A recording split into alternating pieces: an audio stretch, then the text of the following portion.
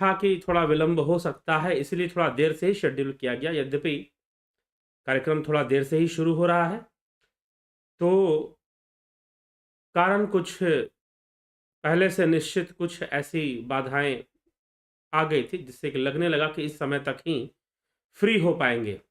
तो चलिए, कार्यक्रम शुरू हो चुका है, विषय पे चर्चा हम करेंगे और विषय है आज कि ब्रह्म भाव क्या है? अहम ब्रह्मास्मि, तत्त्वमसि, तुम ही ब्रह्म हो।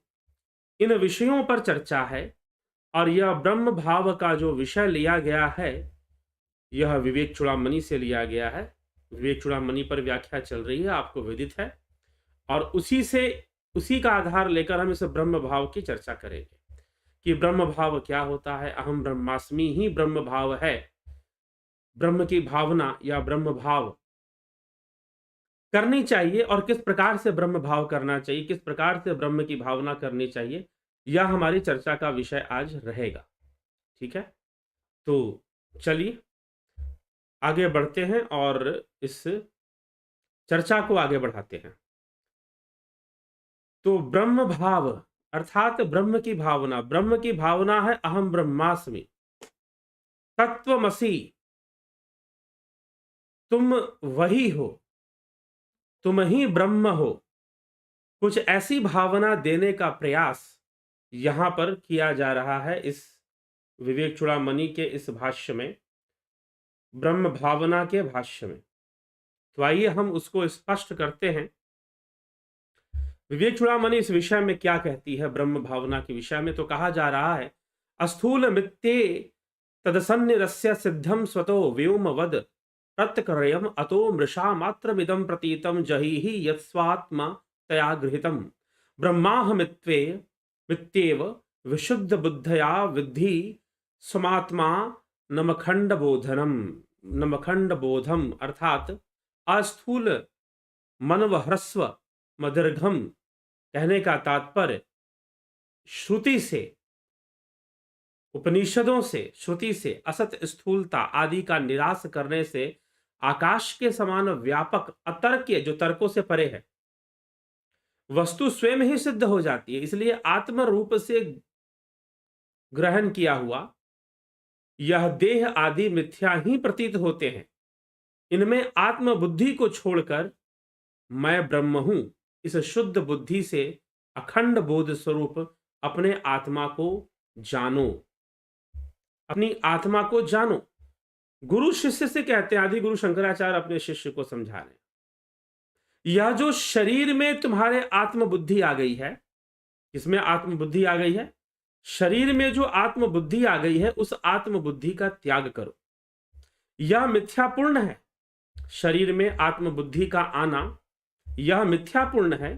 तुम इस मिथ्या भावना का त्याग कर दो और मिथ्या भावना का त्याग कर कर जो इन सब से परे, इन सभी मिथ्या वस्तुओं से परे भावातीत अवस्था में जो ब्रह्म की अनुभूति है, तुम उसको प्राप्त कर लो, तुम उसमें अपना मन लगा लो।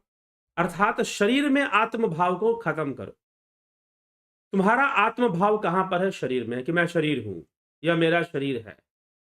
सिर में दर्द हो रहा है, यह मेरा सिर है। हाथ में दर्द हो रहा है, ये मेरा हाथ है। पैरों में दर्द हो रहा है, यह मेरा पैर है। शरीर में ये तकलीफ है, शरीर में वो सुख है, शरीर में वो आनंद है।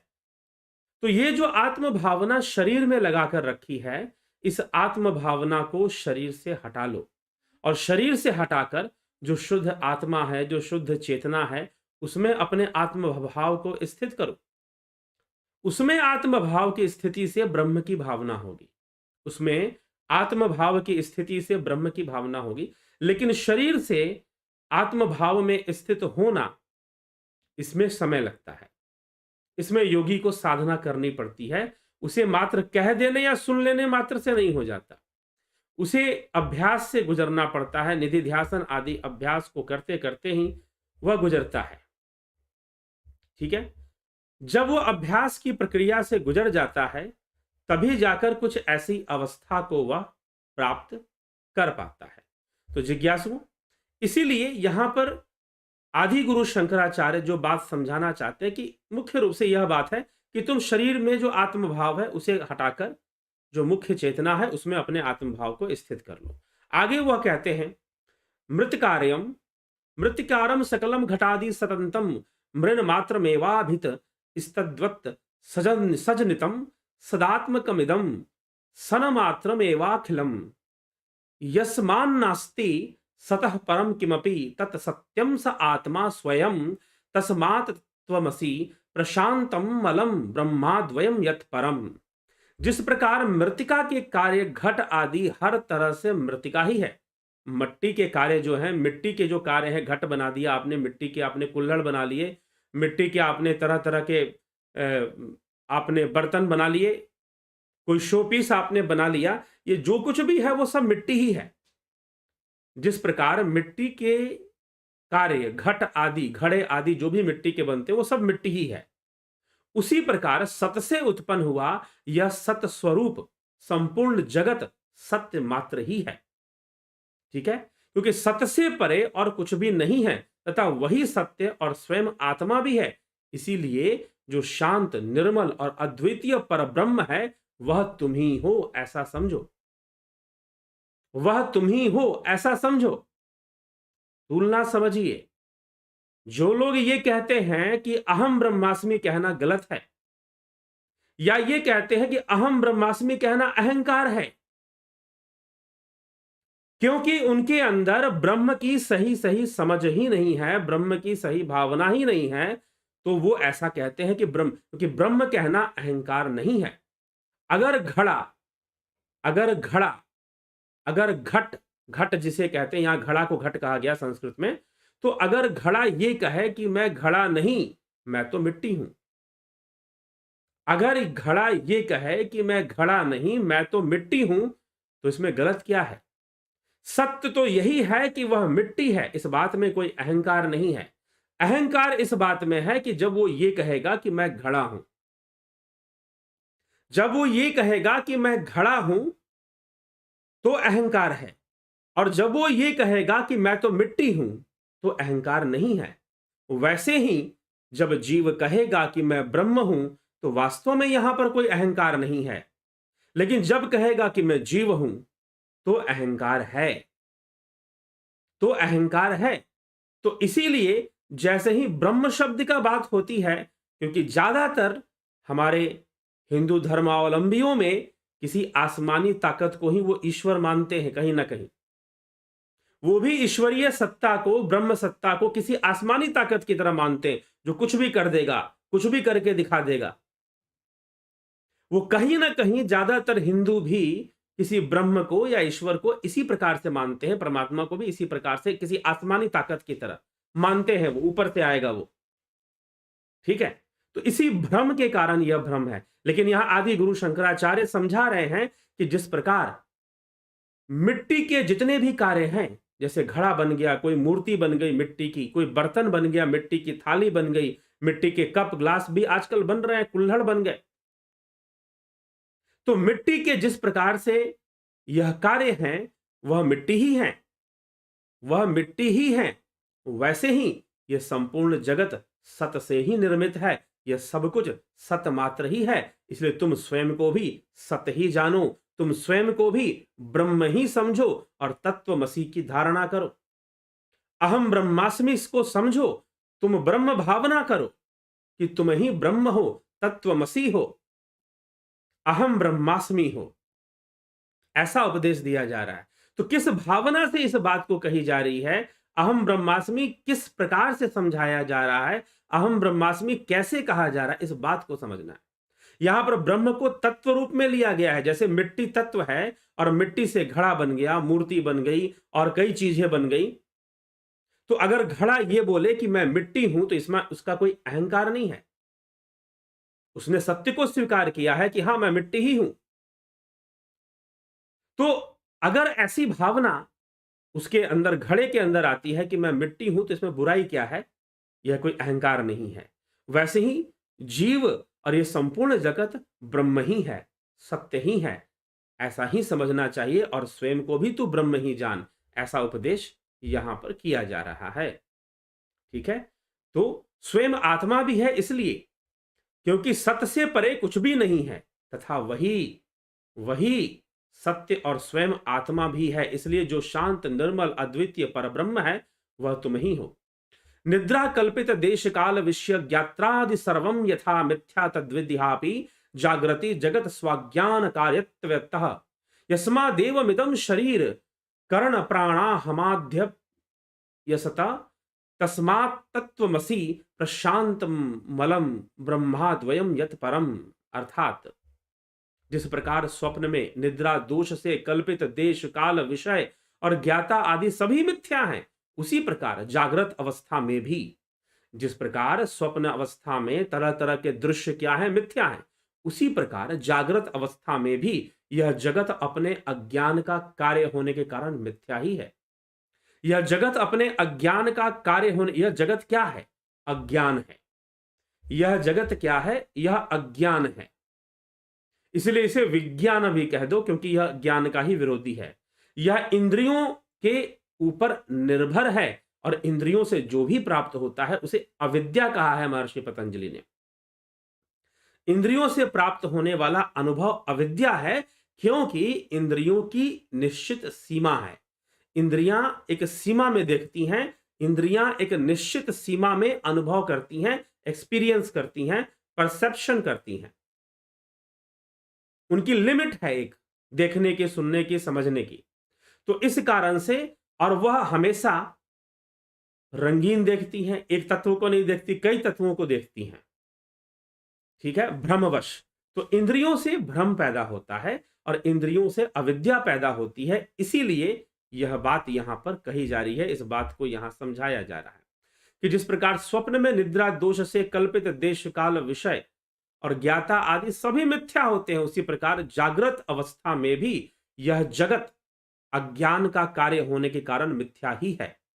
इस प्रकार क्योंकि ये शरीर, इंद्रियां, प्राण और अहंकार आदि सभी असत्य हैं, सभी मिथ्या हैं, सभी असत्य हैं, अतः तुम वही परब्रह्म हो जो शांत, निर्मल और अद्वितीय हो। तुम वही परब्रह्म हो जो शांत, निर्मल, प्रशांतम मलम ब्रह्माद्वयम यत परम। प्रशांतम मलम ब्रह्माद्वयम यत परम, इस प्रकार से कहा गया। तो इस प्रकार से इसको समझना चाहिए कि तुम ही वह ब्रह्म हो। जाति नीति कुल गोत्र दूरगम, जाति नीति कुल गोत्र दूरगम, नाम रूप गुण दोष वर्जितम, देश काल विषयातिवर्ती यद ब्रह्म तत्वमसि भावयात्मनि। भावय आत्मनि, जो जाति, नीति, कुल और गोत्र से परे है, वह जो ब्रह्म है उसका ना कोई, उसकी ना कोई जाति है। उस ब्रह्म की, यहां पर आदि गुरु शंकराचार्य जाति की बात कर रहे हैं। कई लोग इसी बात की व्याख्या मांगते रहते हैं कि आप जाति के बारे में बता दीजिए, मैं फलाना नीची जाति की, वेदों में जो है उनको भक्ति करने के लिए मना किया गया है। अरे जब उसकी खुद की अपनी जाति नहीं है ब्रह्म की, तो वो भला किसी जाति के लिए मना कैसे हो सकता है? तो इसीलिए कहा गया कि जो जाति, नीति, कुल और गोत्र से परे है, जाति, नीति, कुल और गोत्र से परे है, नाम रूप गुण और दोष से रहित है। नाम रूप गुण और दोष से भी रहित है, वो परे है, वो नाम रूप से। कुछ लोग समझाने में लगेंगे कि वो नाम है, उसका नाम है, उसका रूप है। वह नाम रूप गुण और दोष से रहित है तथा देश काल और वस्तु से भी पृथक है। देश काल, देश मतलब स्थान, दिशा, ठीक है, काल मतलब समय, वर्तमान, भविष्य, भूत, वस्तु से भी पृथक है। और जो है वस्तु से भी, अनेक वस्तु मतलब जिनकी सत्ताएं मानी जाती हैं, अनेकों वस्तुओं की, उन सब से भी वो पृथक ही है। नाम रूप गुण दोष वर्जितम, देश काल विषयातिवर्ती, अर्थात विषयों से परे है, देश काल और विषयों से परे है, पृथक है। तुम वही ब्रह्म हो, ब्रह्म तत्वमसि भावयात्मनि, ब्रह्म तत्वमसि भावयात्मनि, तुम वही ब्रह्म हो, ऐसे अपने अंतःकरण में भावना करो, ऐसे अपने अंतःकरण में भावना करो। यत परम सकल वाग गोचरम, गोचरम विमल बोध चक्षुषा, शुद्ध चिद घन मनादि वस्तु यद ब्रह्म तत्वमसि भावयात्मनि, जो प्रकृति से परे, वाणी का अविषय, निर्मल ज्ञान चक्षुओं से जाना जा सकता है, तथा विमल बोध चक्षुषम, तथा शुद्ध चिद घन अनादि वस्तु है, तुम वही ब्रह्म हो, ऐसे अपने अंतःकरण में धारणा करो। षड भीरु भीरुर मिभर योगी योगी हृदय भावितम न कर्णैर विभावितम बुद्धि वेद मन वद भूति यद ब्रह्म तत्वमसि भाव्यात्मानि। जिसमें कोई वस्तु भ्रम से कल्पित होती है, विचार होने पर वह तद्रूप ही प्रतीत होती है, उससे पृथक नहीं। स्वप्न के नष्ट हो जाने पर जागृत अवस्था में क्या विचित्र स्वप्न प्रपंच अपने से पृथक दिखाई देता है? जी नहीं, अपने से कोई पृथक स्वप्न दिखाई नहीं देता है।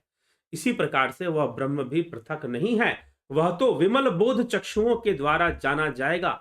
पहले कहा गया कि वह विमल बोध चक्षुओं से ध्यान योग करने से वह विमल बोध चक्षु, वह अंतर्मुखी जब व्यक्ति हो जाएगा, अंतर्मुखी जब साधक हो जाएगा, तो अपने अंतःकरण में ही वह जानने की प्रक्रिया से जुड़ जाएगा, उस ब्रह्म की ओर अग्रसर होना शुरू कर देगा। ठीक है, तो जरूरी है ऐसे अभ्यास की, ऐसे टेक्निक की, ऐसे युक्ति की, वह ध्यान योग की युक्ति को जानने की आवश्यकता है, तो निश्चय ही इसका समाधान भी मिल जाएगा। ठीक है, भ्रांति कल्पित जगत कलाश्रयम शवाश्रयम च सद सद्विलक्षणम निष्कलम निरूपमान मृधि मद ब्रह्म तत्वमसि भाव्यात्मानि। जो इस भ्रांति कल्पित जगत रूप कला का आधार है, स्वयं अपने ही आश्रय स्थित है, सत और असत दोनों से भिन्न है, तथा जो निर्वयव उपमा रहित और परम ऐश्वर्य संपन्न है, वह पर ब्रह्म ही तुम हो, ऐसा चित्त में चिंतन करो। जो इस भ्रांति कल्पित जगत रूप कला का आधार स्वयं अपने ही आश्रय स्थित, सत और असत दोनों से भिन्न है। ये कितनी बड़ी बात है, सत और असत दोनों से भिन्न है, ना सत ना असत, ना ज्ञान और अज्ञान, इन दोनों से भी परे है।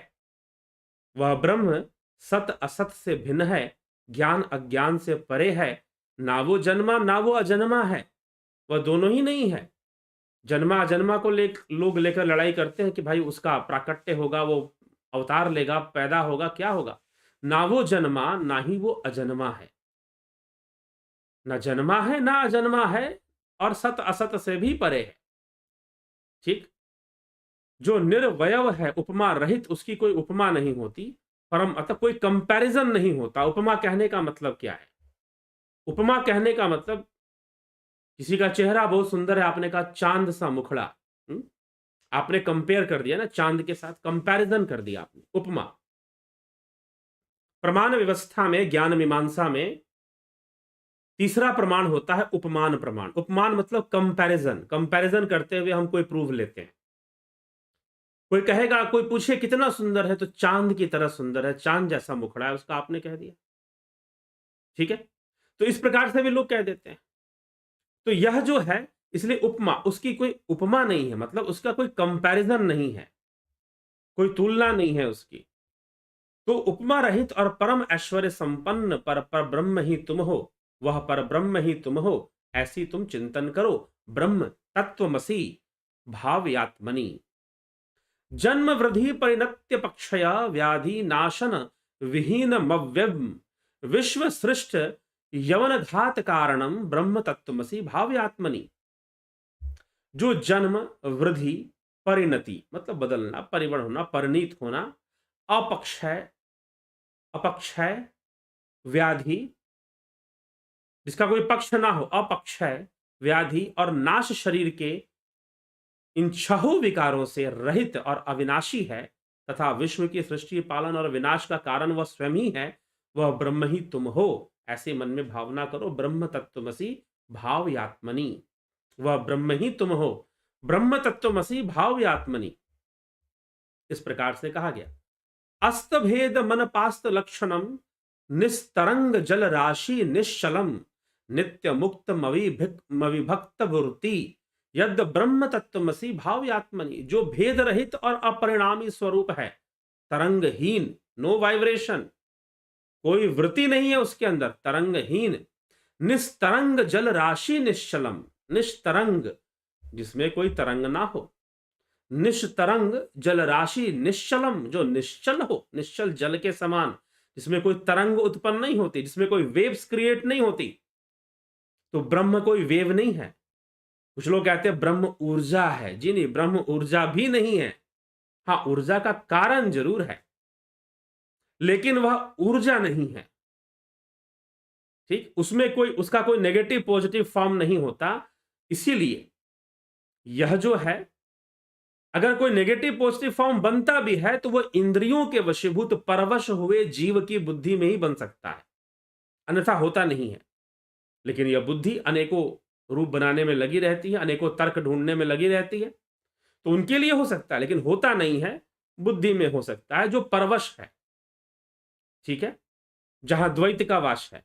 तो इसीलिए कहा गया कि निस्तरंग जल राशि निश्चलम नित्य मुक्तम विभक्त मूर्ति यद ब्रह्म तत्वमसी भाव्यात्मनि। तरंगहीन जल राशि के समान है, निश्चल है तथा नित्य मुक्त। नित्य मुक्त है वो, नित्य ही मुक्त है वो, और विभाग रहित, उसका कोई विभाग नहीं है।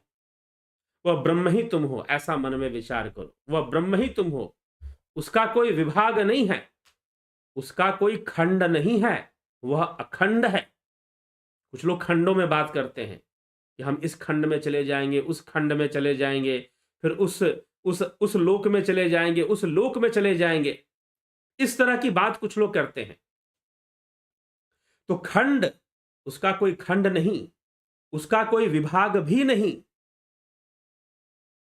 ठीक, वह तो अखंड है। ठीक है, वह तो अखंड है, तो उसका कोई खंड कैसे और उसका कोई विभाग कैसे? इसीलिए वह विभाग रहित, वह ब्रह्म ही तुम हो, वह ब्रह्म ही तुम हो, ब्रह्म तत्वमसि। ब्रह्म तत्वमसि भाव्यात्मनि, तुम ऐसी भावना करो। एकमेव सदनेक कारणम कारणांतर निराश कारणम कार्य कारण विलक्षणम स्वयं ब्रह्म तत्वमसि भाव्यात्मनि। जो एक होकर भी अनेकों का कारण तथा अन्य कारणों के निषेध का कारण, जो एक होकर भी वह एक ही है लेकिन सबका कारण, अनेकों का कारण बनता है, और अन्य कारणों के भी दूसरे कारण जिनका निषेध कर देना है। अन्य कारण भी बनते हैं ना, जैसे कि भाई बुद्धि कारण है अहंकार का, अहंकार कारण है मन का। हाँ, ठीक है, बुद्धि कारण है अहंकार का, अहंकार कारण है मन का। इस कारण से ये कारण बनती हैं एक दूसरे की। तो अन्य कारणों का भी निषेध करने वाला है, निषेध करने वाला है ये। तो जो एक होकर अनेकों का कारण तथा अन्य कारणों के निषेध का कारण है, किंतु जो स्वयं कार्य कारण भाव से अलग है, वो स्वयं कार्य कारण भाव से अलग है, वह ब्रह्म ही तुम हो, ऐसा मन में मनन करो। ब्रह्म तत्वमसि भावयात्मनि। ठीक, ब्रह्म तत्वमसि भावयात्मनि, इस प्रकार से इसको समझाया गया।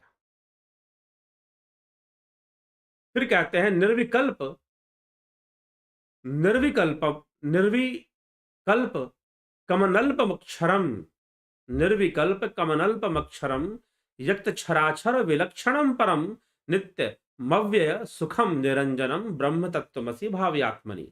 जो निर्विकल्प महान और अविनाशी है, शरीर, क्षर शरीर और अक्षर जीव से भिन्न है, तथा नित्य अव्यय आनंद क्षर अक्षर से भी जो परे है, अव्यय आनंद स्वरूप और निष्कलंक है, वह ब्रह्म ही तुम हो, ऐसी हृदय में भावना करो। यद्वि भाति सदनेकधा भ्रमान मरूप गुण विक्रियात्मना हेम वत्स्व विक्रियम सदा ब्रह्म तत्वमसि भाव्यात्मनि। जो सर्वदा सत और स्वर्ण के समान स्वयं निर्विकार है, तथापि भ्रमवश नाना नाम रूप गुण और विकारों के रूप में भासता है, वह ब्रह्म भी तुम ही हो, ऐसा अपने मन में चिंतन करो। ब्रह्म तत्वमसि भाव्यात्मनि। यच कास्त्यनम परंपरात्मरम प्रत्यग एक रस एक रसम आत्मलक्षणम, प्रत्यग एक रसम आत्मलक्षणम यच कास्त्य कास्तन परंपरात्मरम प्रत्यग एक रस रसम आत्मलक्षणम सत्यचित्त सुख मनंतमव्यम ब्रह्म तत्वमसि भाव्यात्मनि। सत्यचित्त सुख मनंतमव्यम ब्रह्मचित्त ब्रह्म तत्वमसि भाव्यात्मनि। जो अनपर रूप से, अर्थात जिससे परे और कोई ना हो, उसे अनपर कहा जाता है। प्रकाशमान है पर अव्यक्त प्रकृति से भी परे है, प्रत्यक अव्यक्त प्रकृति से भी परे है, प्रत्येक एक रस और सबका अंतर आत्मा है तथा सच्चिदानंद रूप स्वरूप है, अनंत है, अव्यय है, वह ब्रह्म ही तुम हो। अपने मन में ऐसी अपने अंतःकरण में भावना करो।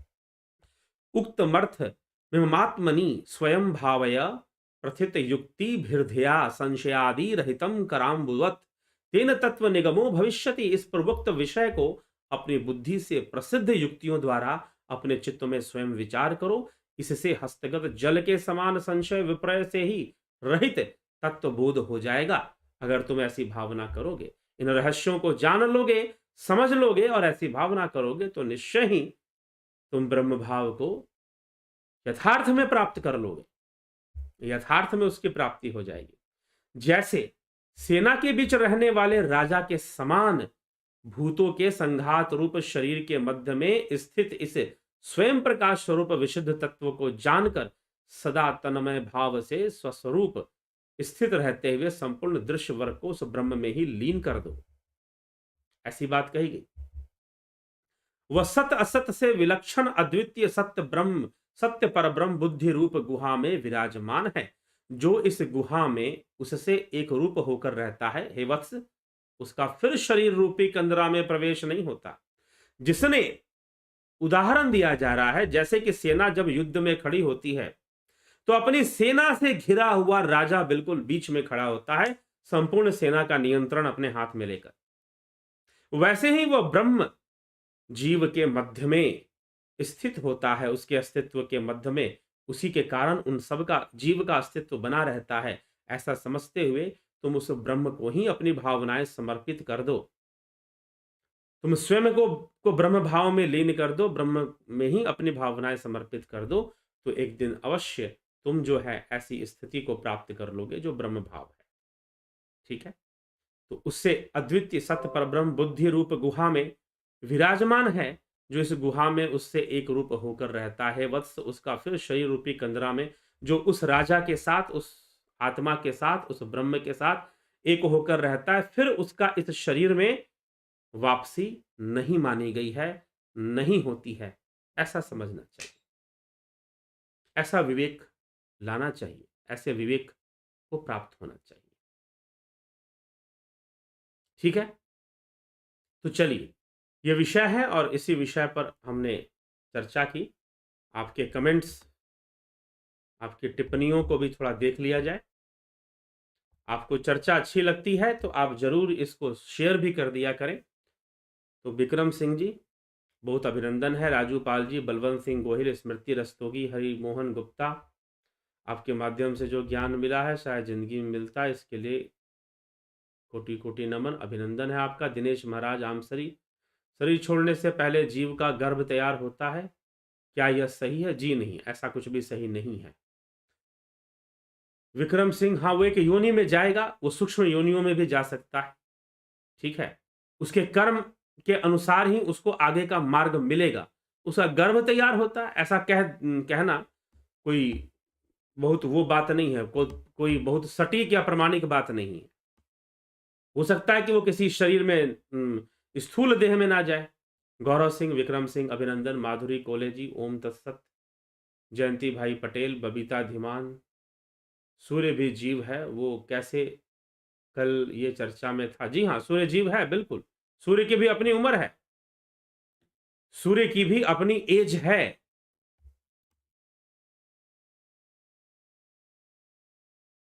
ये चर्चा में था कल। विनोद कुमार सूद जी, विंदेश्वरी मिर्शा प्रभु जी, सफर राम निवास मीना जी, बलदाऊ नाथ योगी, चितरंजन बरुआ, मेघ सिंह, रमेश वागोड़े, रूपलाल, निक्की को, श्री देवराज, कन्हाई कुमार, ओम तत्सत जी, रमेश पेशवानी, चंद्रेश्वर पांडे। जब भावनात्मक रूप से ब्रह्म को नहीं जाना जा सकता तो योगी कैसे समझ पाते हैं कि वह ब्रह्म को अनुभव कर रहे हैं? एक योगी के अनुभव, इसके ऊपर चर्चा हो चुकी है, पहले ही बताया जा चुका है कि वह ब्रह्म पहले हमें, अगर वो भाव रूप में आता है तो वो प्रतिबिंबित रूप में आता है, तो उसके प्रतिबिंबित रूप से ही उसकी भावना होती है। हम उतना ही जानते हैं जो प्रतिबिंबित होता है। ऋषि मुनियों ने या फिर आदि गुरु शंकराचार्य ने उतना ही बताया है जितना प्रतिबिंबित होता है, क्योंकि ब्रह्म लीन हो जाने के बाद कोई बताने के लिए आता नहीं है। तो जितना प्रतिबिंबित होता है उतनी ही चर्चाएं ब्रह्म के विषय में शास्त्रों में होती हैं, यही मान्य है। तो इसीलिए ब्रह्म भाव पहले भावना, क्योंकि भावना करने का महत्व इसलिए है क्योंकि भाव ही सहारा है। भाव जगत में हम रहते हैं, दूसरा कोई हमारे पास सीढ़ी ही नहीं है।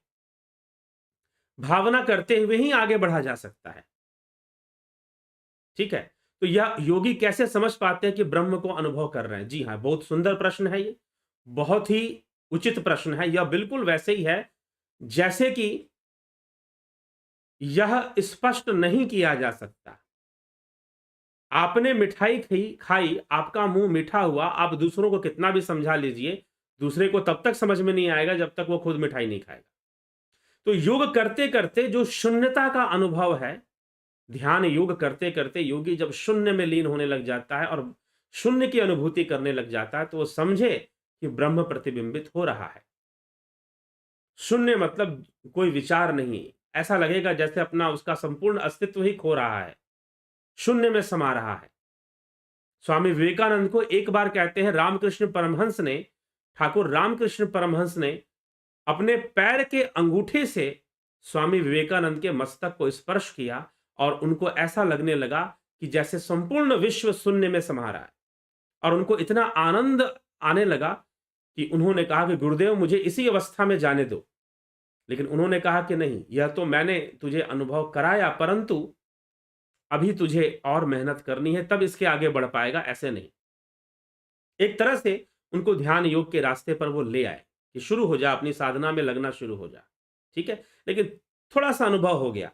इसमें ऐसा नहीं कि रामकृष्ण परमहंस ही, स्वामी विवेकानंद के भी पिछले जन्मों की तपस्याएँ और साधना थी, तभी जाकर ऐसी दिव्य अनुभूति। लेकिन यदि ईमानदारी से हम भी ध्यान योग का अभ्यास करते चलें, तो निश्चय ही हम भी जीवन में ऐसा अनुभव अवश्य कर सकते हैं। हम भी उस ब्रह्म तक का अनुभव कर सकते हैं। ठीक है? पूरी तरह से लीन हो पाए, ना हो पाए, लेकिन प्रतिबिंबित रूप में हम अपने अंदर ही एक शून्य भाव की स्थापना को देख सकते हैं, अनुभव कर सकते हैं। ठीक है? सरोज कृष्णानी जी, और यह बिल्कुल वैसे ही है जैसे कि हम खाना खाते हैं। हम खाना खाते हैं, हमारा पेट भर गया, कोई बाहर से बताने नहीं आता। कोई किसी किताब में नहीं लिखा कि ऐसा ऐसा अनुभव होगा जब पेट भरेगा तो। क्या किसी विज्ञान की किताब में पढ़ाया जाता है कि जब पेट भरेगा तो तुमको ऐसा-ऐसा अनुभव होगा? जी नहीं। पेट भरेगा तो रिलैक्स महसूस होगा, चेहरे पर एक संतोष आ जाएगा। ठीक है ना? तो एक ऐसी अनुभूतियाँ अपने आप ही, पेट भर गया, प्यास मिट गई, भूख मिट गई, अपने आप ही समझ में आने वाली चीज़ है, कोई दूसरा नहीं बताएगा। सरोज कृष्णाजी जी, कुलदीप मिश्रा, अर्जन चौहान, गोपाल ला, जय श्री राम, ओम तत्सत, मिथिलेश सिंह जी, गंभीर शाह जी, सुरम पटियाल, गणेश पवार जी, जलाराम रायका, पाल सिंह जी, अगर अहम ब्रह्मास्मि हम ही हैं, इसका मतलब हम अपने जीवन का ब्लूप्रिंट भी आप ही तैयार करते हैं और सारी व्यवस्था ग्रहों, नक्षत्रों की, पृथ्वी की, सूर्य की व्यवस्था भी हमारी ही है। जी हाँ, लेकिन ब्रह्म रूप में है, देह रूप में नहीं है। इसीलिए पहले कह दिया गया कि देह रूप में आत्म भाव रखकर अहम ब्रह्मास्मि नहीं कहना। आदि गुरु शंकराचार्य क्या कहते हैं? देह रूप में अपने आप को, अपना आत्म भाव देह रूप में रखा है कि मैं शरीर हूं, तो अपने आप को शरीर इंगित कर कर अहम ब्रह्मास्मि मत कहना। ठीक है? इसी बात से तो शुरुआत हो रही है ब्रह्म भावना की। इसी बात से ब्रह्म भावना की शुरुआत हो रही है। तो आगे आप खुद ही समझदार हैं, जब देह में रखकर नहीं कहना है, मतलब उस तत्व में रखकर कहना है। तो जी हाँ, सब उसी तत्व से बने हैं, उसी आत्मा से बने हैं, उसी ब्रह्म तत्व से सब निर्मित हैं। कोई इसमें संशय नहीं है। सही कह रहे हैं अमृतपाल जी। कमलेश खैरनार जी, गोपाल शर्मा, राकेश मराठे, स्मिता सावंत, रचना जी, गोपाल शर्मा। गुरुजी, आपसे नम्र विनती है, आप स्वयं स्वानुभूति पर एक वीडियो बनाएं। श्रृंखला कई चर्चाओं में स्वानुभूतियों की चर्चा मैं करते रहा हूं। ठीक है? तो थोड़ा-सा यहाँ व्यवधान आ रहा है, तो आप प्रतीक्षा करें, आपके सभी की कमेंट पढ़ूँगा। मुश्किल से आपको 10 सेकंड इंतज़ार करना पड़ेगा। रुकें, इंतज़ार करें, कुछ उस व्यवधान को दूर किया जाए।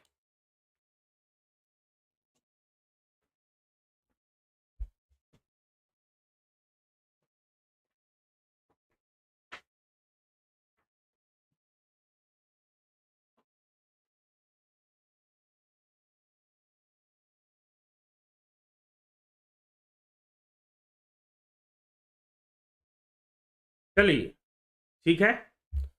तो अब फिर से चर्चा को आगे बढ़ाते हैं।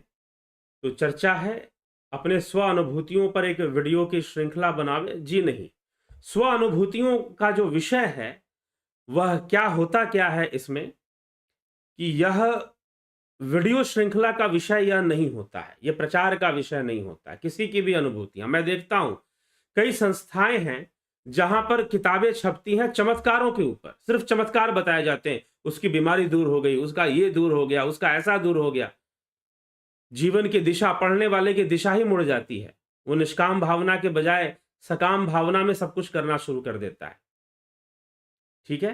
तो स्व अनुभूतियां जो हैं, आप मिलेंगे, बैठेंगे, जो लोग मिलते हैं, बैठते हैं, बात करते हैं, उनको चलते चलते, और वैसी बात नहीं है, कई बार मैं यहां व्याख्यान देते हुए भी कई अनुभूतियां बता देता हूं।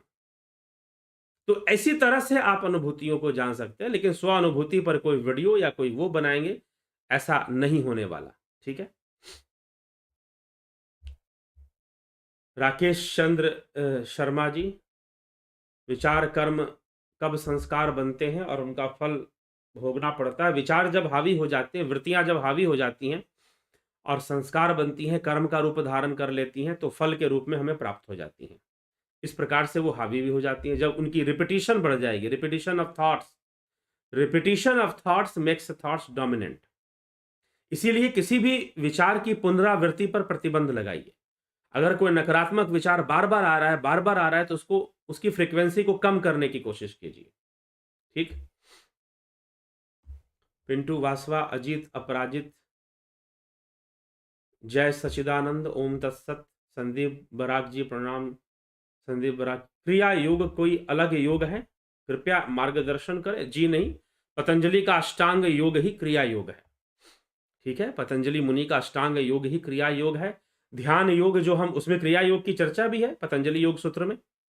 पतंजलि योग सूत्र में क्रिया योग की चर्चा भी है। तो यहां पर हम जो आपको ध्यान योग की का जो कोर्स है, आप उसको भी वैसे क्रिया योग कह सकते हैं, परंतु उपनिषदों में ध्यान योग ही माना गया है, तो इसलिए ध्यान योग नाम से ही है। और कहने को क्रिया योग भी आप कह सकते हैं, क्योंकि एक साधन दिया जा रहा है, कुछ क्रियाएं करवाई जा रही हैं, बताई जा रही हैं, आप करिए जिससे कि आप गहरे ध्यान में उतर सकें। ठीक है।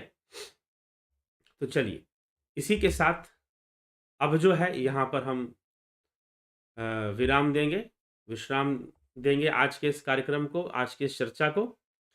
कल जो है फिर से 9 बजे लाइव चर्चा में उपस्थित होंगे और चर्चा करेंगे। बहुत बहुत आभार आप सभी का। आप सभी जुड़े, बने, वीडियोस को शेयर भी कर दिया करें और लोगों तक पहुंचाया भी करें। सर, जब एक योगी योग साधना करते हुए निर्गुण ब्रह्म में लीन हो जाता है, तो क्या जीव तत्व नष्ट हो जाता है? नहीं, जीव तत्व की पूर्णता हो जाती है। यही समस्या है। कुछ कमी है जिसके कारण जीव बना हुआ है, वो कमी दूर हो जाती है और वो ब्रह्म हो जाता है। ठीक है। यही कॉन्सेप्ट ओम प्रकाश जी, ये प्रश्न आपने पहली बार नहीं किया, इसके पहले भी कई बार किया है कि जीव तत्व क्या नष्ट, नष्ट होने का मतलब क्या है? नष्ट होने का मतलब उसका विनाश नहीं है। कई बार लोगों ने यह प्रश्न किया है कि जब मोक्ष मिल जाएगा तो जीव का अंत हो जाएगा, जीव नष्ट हो जाएगा। जीव के अंदर कुछ कमी थी जिसके कारण वो जीव था। जैसे ही वो कमी पूरी हो गई, वो ब्रह्म हो गया। जीवो ब्रह्म है वनापरा, तभी तो कहा गया। ठीक है, जीवो ब्रह्म है वनापरा। तो जीव की पूर्णता हो जाएगी जब वो ब्रह्मलीन हो जाएगा, तो जीव की पूर्णता हो जाएगी, जीव नष्ट नहीं होगा। यह नष्ट होने का जो कॉन्सेप्ट बना के रखा हुआ, यह गड़बड़ है।